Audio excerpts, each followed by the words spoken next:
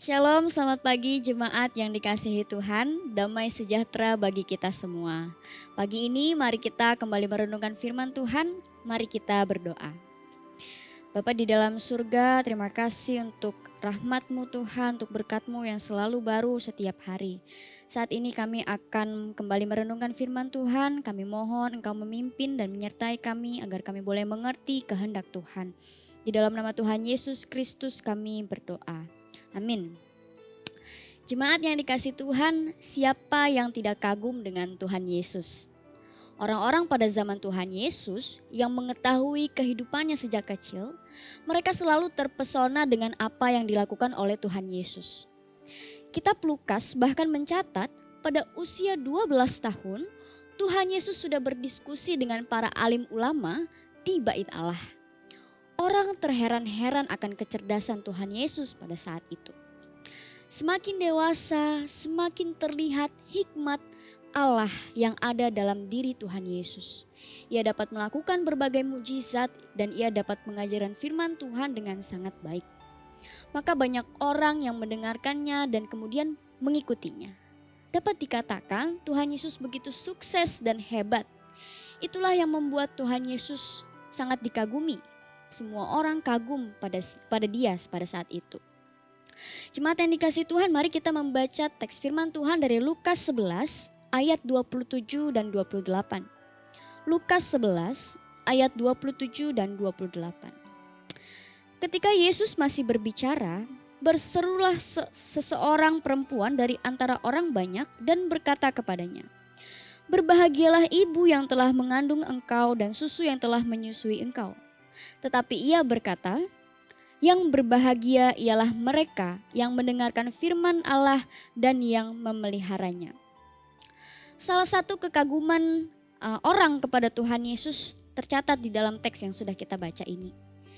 Lukas 11 ayat 27 mengatakan, pada saat itu Tuhan Yesus sedang mengajar banyak orang. Dan kemudian pada saat itu juga ada seorang perempuan yang kemudian berseru kepada Tuhan Yesus. Seorang perempuan ini meluapkan rasa kagumnya terhadap Tuhan Yesus. Dia mengatakan betapa bahagianya menjadi ibunya Tuhan Yesus. Siapa yang tak bahagia Bapak Ibu Saudara ketika mempunyai anak yang hebat, yang penuh hikmat seperti Tuhan Yesus?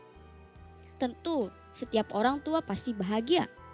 Tetapi Tuhan Yesus menanggapi, Tuhan Yesus berkata, yang lebih berbahagia ialah mereka yang mendengarkan firman Allah dan yang memeliharanya.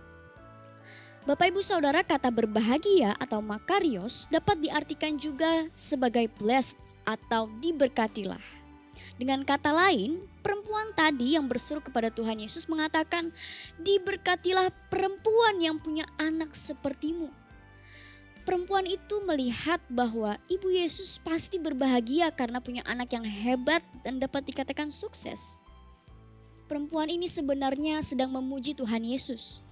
Tetapi Tuhan Yesus tidak terbuai dengan pujian tersebut. Ia tidak terjebak dengan pujian yang sia-sia. Memang Tuhan Yesus tidak menyangkal hal yang dikatakan oleh perempuan itu.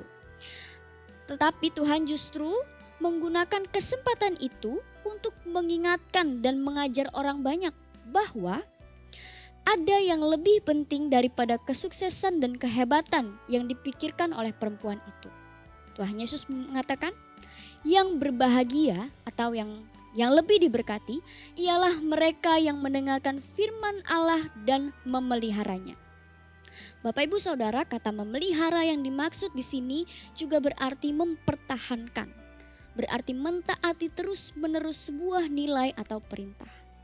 Berarti orang yang berbahagia ialah orang yang sudah mendengar firman Tuhan dan mau mentaatinya dan melakukannya.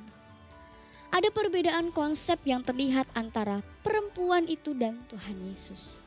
Perempuan yang tadi berseru kepada Tuhan Yesus melihat konsep berbahagia atau diberkati karena kehebatan dan kesuksesan.